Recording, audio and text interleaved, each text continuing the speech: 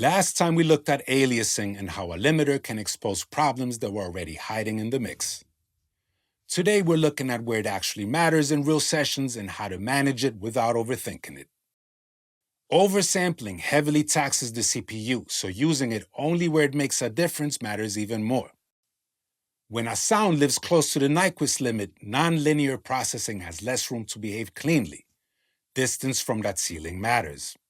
Bright materials like hats, synth tops, or aggressive upper mids can fold back very quickly. You're multiplying energy in the tightest part of the available bandwidth.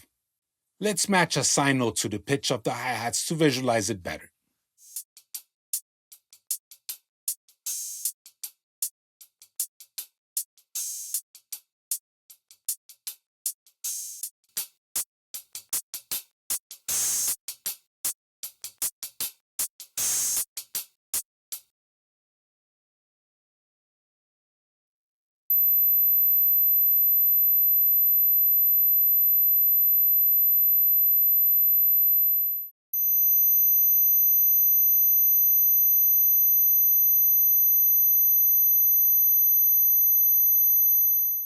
Same process. Now you can clearly see the extra components being created and wrapping back into the audible range.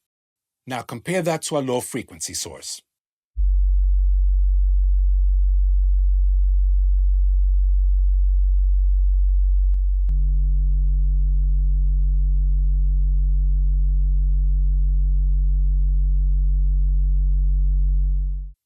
The processing is identical, same saturation, but this signal sits far from that boundary, so it doesn't stress the system the same way.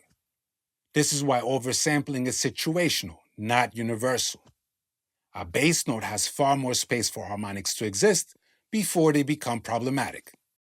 In cases like this, oversampling often adds cost without adding benefit. Not everything in a mix needs the same treatment. One way to stay in control is deciding how much bandwidth you feed into the process. Less ultrasonic content going in means fewer byproducts being generated.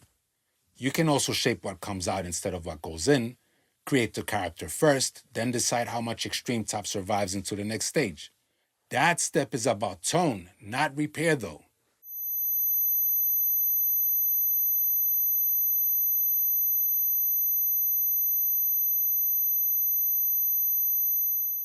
Once a nonlinear stage creates artifacts, they're already part of the signal. You're refining the result, not undoing it. Now listen to what happens when saturation itself starts behaving differently.